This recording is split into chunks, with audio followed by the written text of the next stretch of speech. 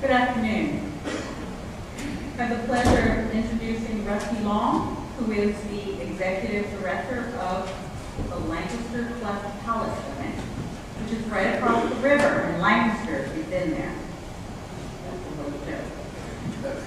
Very little.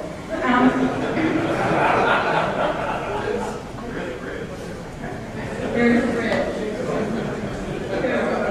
You've seen the surveys. And, okay. Dr. Long also heads the orthodontic and research divisions at the clinic.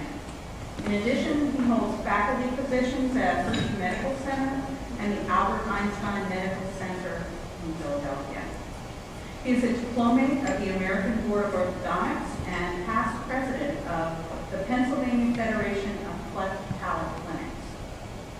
The Lancaster Cleft Palate Clinic is the first clinic in the world dedicated exclusively to the treatment of patients with facial birth defects and other facial differences. The clinic is celebrating its 75th anniversary, and they treat 2,000 patients every year, people from over 26 counties in Pennsylvania. Today, Rusty will share information about the prevalence of cleft palate, the various services provided at the clinic, and a little bit about their innovative approach to treating all patients, regardless of their ability to pay. Dr. Long.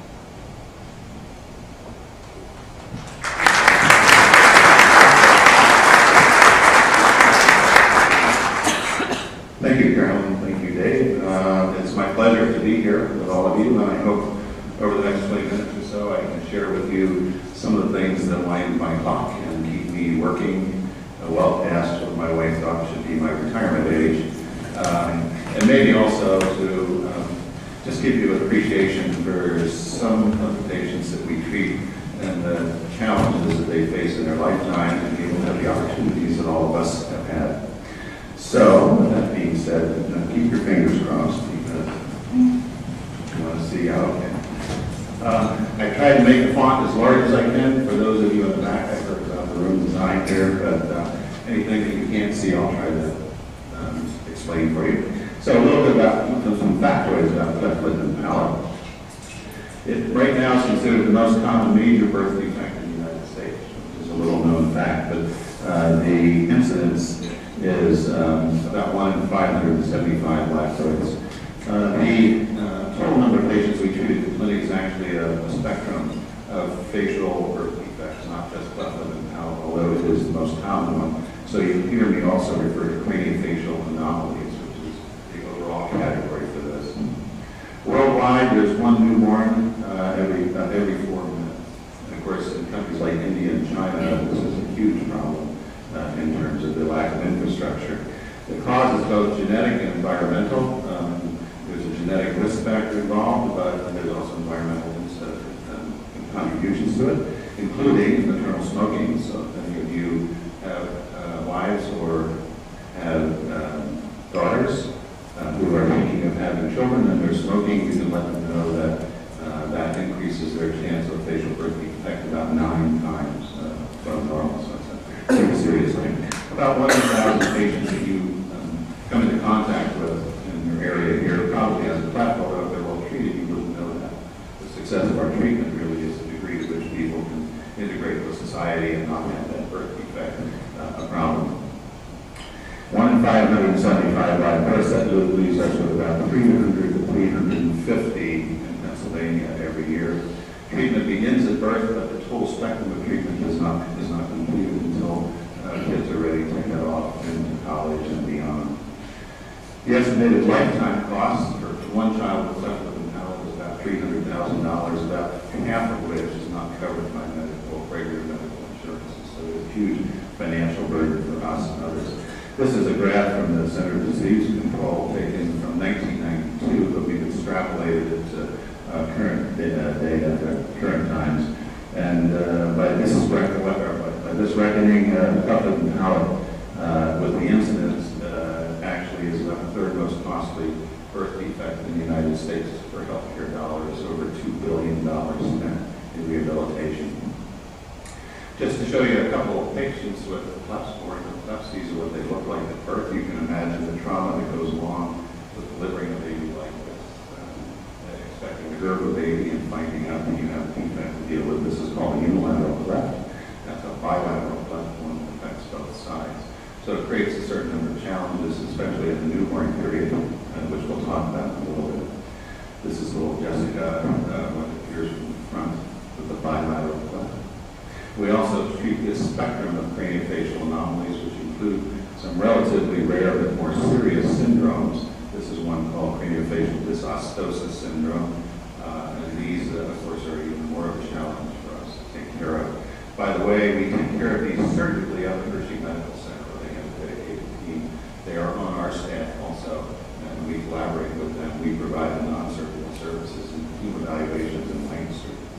This one called hemifacial microsomia, where one side of the jaw fails to develop, including the ear, internal and external ear. So you can see there's just these range of anomalies. We also do take care of other dentofacial deformities, those arising from cancer, for instance, in patients who have had ears, eyes, noses, parts of the mouth removed, and if they can't be reconstructed surgically, we manage them also. So in 1921, my grandfather, a guy named H.K. Cooper, finished his dental training and set up an orthodontic practice in Thesis, Pennsylvania. For those of you who live in Lancaster County, the other side of the river. And at that time, he was the only orthodontist between Philadelphia and Pittsburgh. So he was seeing a lot of patients with facial deformities, not due to the cleft itself, but due to the improper treatment that had been provided for them, inadequate treatment. He came up with the idea. At that time, he was a dental consultant up at the hospital called Elizabethtown Cripple Children's Hospital, which years ago some of you may remember hearing about. And he was a dental consultant for that hospital and saw how a medical team worked together to take care of orthopedic problems. And he applied the same principles to dentofacial problems, except instead of just a medical team, he put together a team of multiple specialties, which you'll see. Set up a clinic I just talked to someone who was treated actually at the building to the right, 26 North Lime Street. He set up his orthodontic practice there, set up a cleft palate clinic in the building to the left. And at that time, it was the first one in the world ever dedicated exclusively to taking care of children with clefts. My father joined the practice in the building to the right as an orthodontist in 1945, and I joined the practice in 1977 and also worked at the clinic. What my grandfather was seeing was cases were walking into his office as an orthodontist with mutilated upper jaws because of the poor surgical management that had been delivered to them.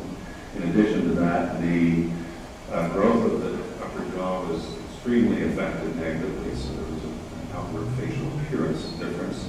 And on top of everything else, with palates that were poorly repaired or unrepaired, these are pictures of the roof of people's mouths that are either not there or have been destroyed by poor surgery to try to repair them.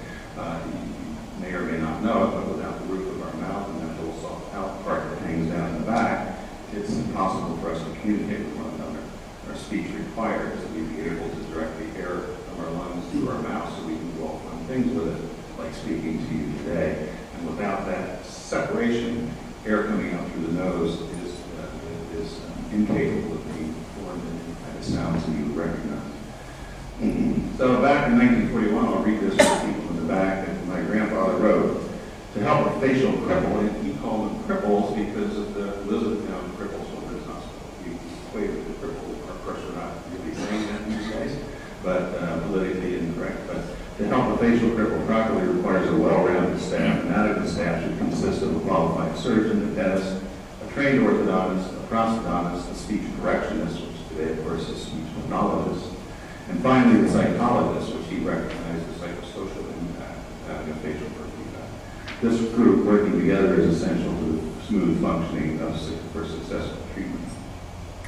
So these are some pictures of the teams, and on the upper left corner of the screen, that's my grandfather with a previous patient. My mother's picture is up there on the top of that bookshelf in her wedding gown somewhere. This is my grandfather with his original team back in probably about the 40s or 50s. This gentleman was my father. He joined the clinic, joined my grandfather in practice in 1945 and worked at the clinic. And this is our current team in me. All of my children are social workers, so I have nobody to follow me up. If anybody has children who are interested in this stuff, come see me. I'll adopt them if I need to. This is an interesting one because I talked to a couple of people from here who knew of this person. I think it's Eleanor Coleman, who was an orthodontist from York, believe it or not. And back in those days, a female orthodontist was a pretty rare commodity. But my grandfather brought Eleanor Coleman over to Lancaster, and she practiced at the clinic with my grandfather. These are just some of the old slides you can find in our file. That's my grandfather. That's not a Gatling gun. That's actually an X-ray picture, motion picture thing that he developed and patented for being able to look at the speech mechanism in real-time motion pictures. Of course, there's much more high-tech stuff that does that now. This is an interesting one. You can't see that sign from the back, but it says psychological conference. I suspect that that table was located somewhere in the reception room. And you can imagine if you were sitting there being interviewed and you look up and see it's a psychological conference, and then you look around the room and all the people staring at you, it probably wasn't HIPAA compliant, but they didn't have to worry about that back then. Because it was the only game in town back then, patients came from all over the United States and actually in some cases all over the world to actually come and live in Lancaster for anywhere from 6 months to a year, where they would be residents and they would receive all of their care, and they would also be tutored to the students. And this is the group, the graduating class of kids that have stayed here for a year and then hopefully rehabilitated to the point where they could go out and lead successful lives.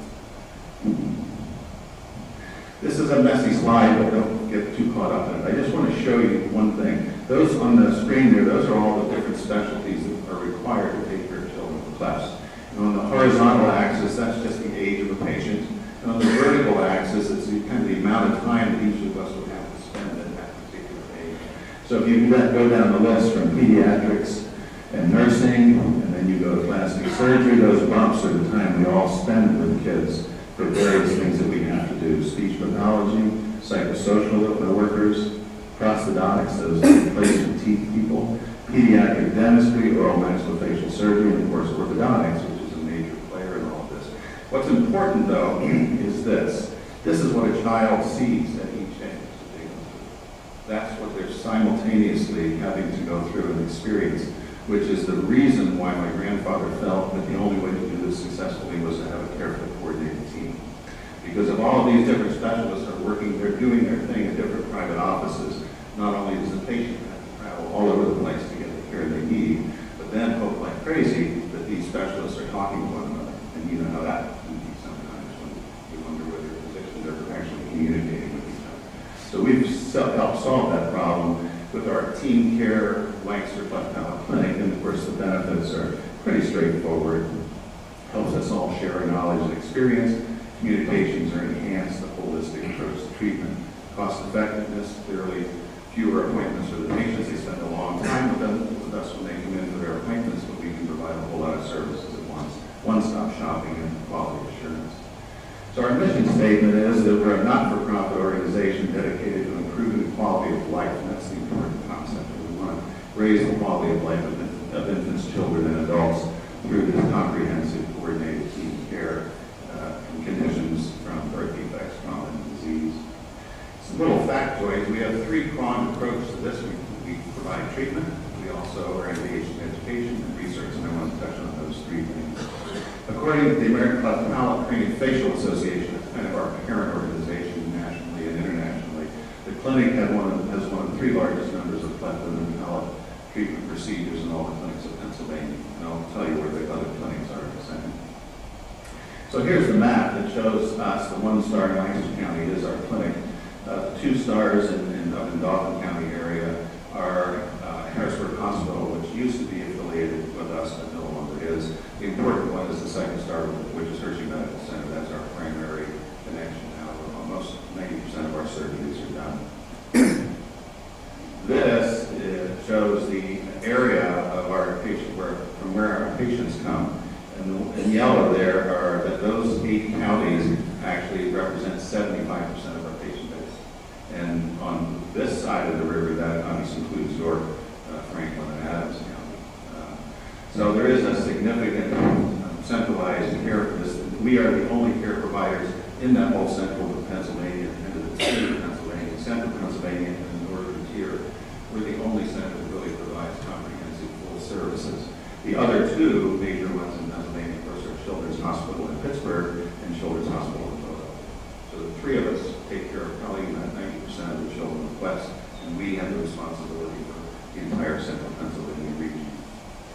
Between 1975 and 2012, estimating that providing about 5,000 services to patients. If you extrapolate that into those 75 years or so, we're talking about having provided about 375,000 services for children with facial birth defects. The treatment services provided are comprehensive team evaluations. We do the general dentistry, specialty dentistry, speech therapy, audiology testing, and social services. Medical surgical stuff is done at Hershey Medical Center. From a research perspective, we started a longitudinal growth study that was funded by NIH back in the 60s and 70s for 12 years. It now is the largest repository of data on cleft lip and palate treatment and the changes that take place in a child's life in the world. And we have that in our repository.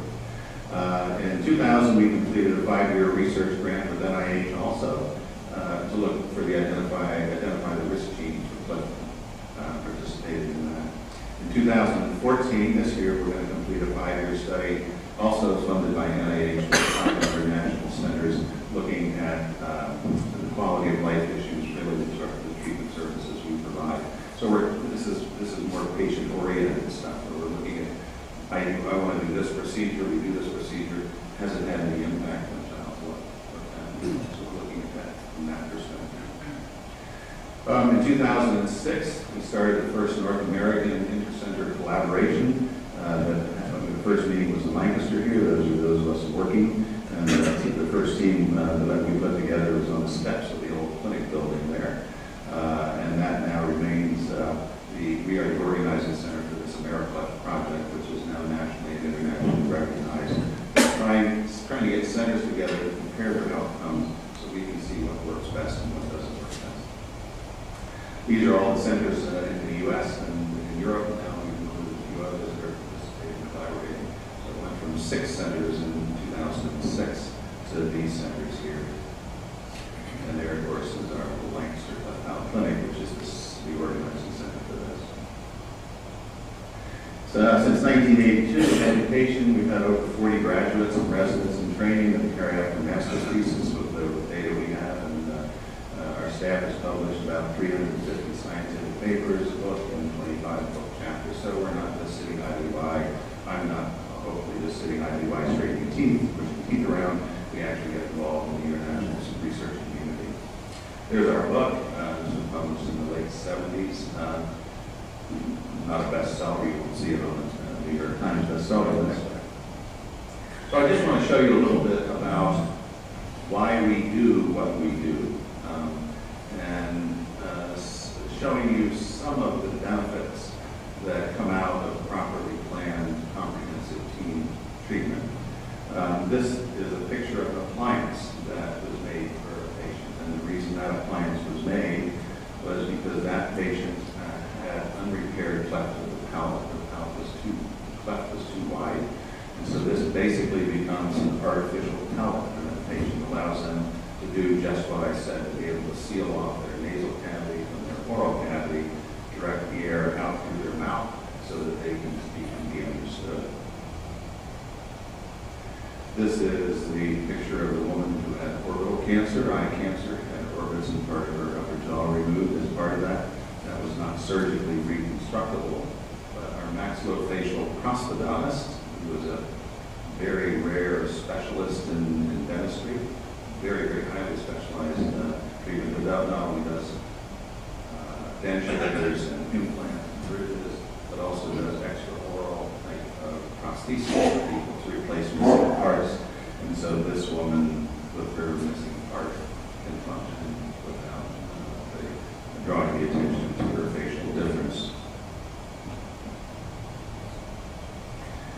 So, the 2 little patients that I showed you before in the very beginning, those were Mitch and Jessica, as they appeared when they were born.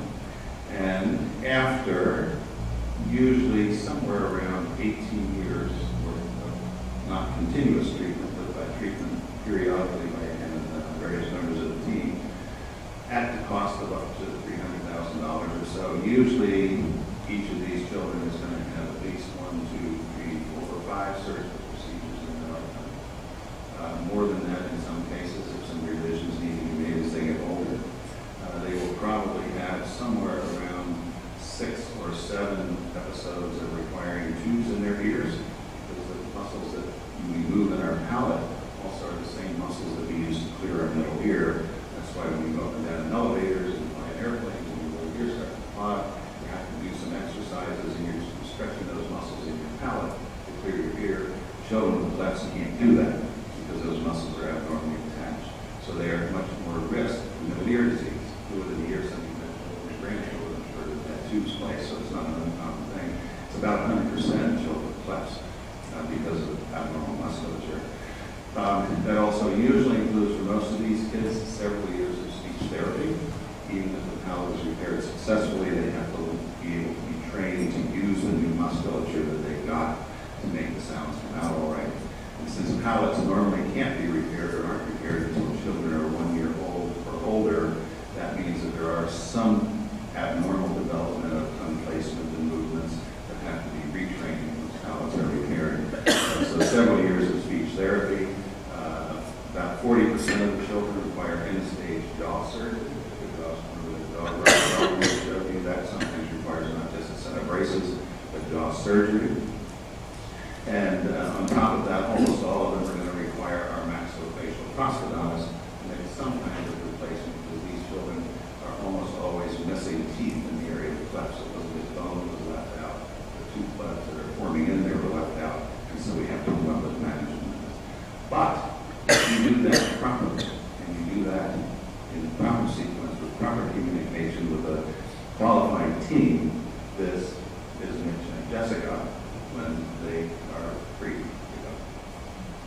So we have the ability to take someone that starts out at a severe disadvantage and turn that into someone who has then the same opportunities that all the rest of us are fortunate enough to have in life. Doesn't always come out that way. The more severe the original problem, the more likely we are to end up with things that don't come out quite as much as we like. But what I've learned going from private practice in orthodontics is that my expectations are different. In the normal practice of orthodontics, as I use as an example of what I do, we take children who walk in from the street who are basically normal kids, and we put braces on them. So they come in looking ordinary, and our goal is that when they leave, they look extraordinary. With cleft lip and palate and some of the other cases I'm going to show you, we're taking children who are coming in already looking extraordinary, but at the other end of the spectrum. And our goal is to make them look ordinary, so they can walk out and be part of us. So that gets us into more severe birth defects. This is one of the more severe ones that we take care of. This is, excuse me, fortunately very rare, but that little girl born with that. And by the way, this was before prenatal diagnosis, so parents had no idea their child was going to be born with this. But that is generally after what we made it do. I had no idea how the surgeons in the very beginning could figure out what went where. I mean, it still boggles my mind, even though I worked with these fellows a long time. And another one, this is one of those syndromes of the face. This is an older patient that we finally got to treat. That was his bite, or what was supposed to be a bite. And that was Walter at the beginning of treatment. And that was Walter at the end, craniofacial surgery. So, in closing, I have a little short video that we're a good time to show that I think really touches the heartstrings too, but it's family oriented. It's some perspective from some families. But I also like to show this in my closings because these are some of the resident guys that stay at the clinic. And I like this picture because it reminds me of some really important things as I get older. If you look at the little guy on the left, what it reminds me of is that I need to make sure, when I come out of the restroom, that my fly is up. As I get older, there's more and more times, and I'm talking to the right group here. There's more times than not now that it seems that somehow I've forgotten that. The little guy second from the right reminds me that as I get older and gravity takes its toll and the waistline changes, that if I should always make sure I keep my belt and pants above the paper contour so that they don't slip down. You can see he's already doing that. And of course, the little guy on the right reminds me that, of course, my wife has always told me that when I travel and do some of the presentations that I do with the AmeriClef Project, that when I'm packing my clothes, I should always make sure that my socks and my shirt match.